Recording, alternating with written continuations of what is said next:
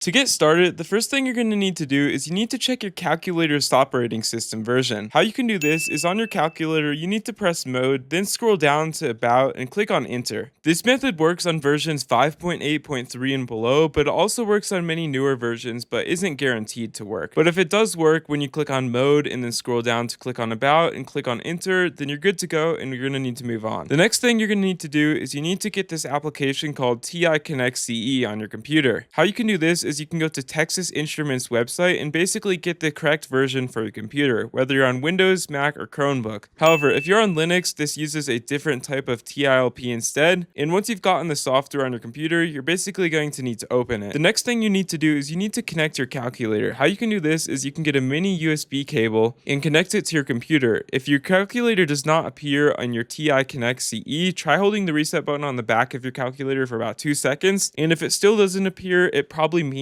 your cable does not allow data transfer, meaning you should switch cables and obviously use one that allows data transfer. Just because it's charging, it does not mean it allows data transfer. Next thing you need to do is to run advanced games. We need to get this application called Artifice. You can basically get this Artifice from a trusted calculator community site. You are going to need to drag and drop your calculator inside TI Connect C and make sure it is sent to archive storage. And on your OS version, if it's 5.4 or lower, this step might not be required, but it's still highly recommended. Next thing you're going to want to do is you need to run Artifice. This is the application we just got. On your calculator, how you can do this is you click on program, then you select the TI basic if prompted to run a program, and then this will basically launch Artifice, and this will allow you to actually get games on your calculator. Next thing you need to do is you can actually get games on your calculator from sites such as these on the screen, and you're going to need to make sure you actually have your filter on depending on the type of your calculator that you're actually trying to get files for. In this case, if I'm using a TI 84 Plus CE, you're going to need to set this filter. Once you've done this, you can basically send games to your calculator, and it usually comes in a zip folder, and you basically open that folder and drag every file with your AX in your calculator in TI Connect CE, and then send again to archive storage. And from here, you'll basically be able to run your games once you open them in Artifice and select the games you've installed it and start playing them. And if there are RAM errors, what you're going to want to do basically to reset your RAM or allow more RAM on your calculator is you click on second plus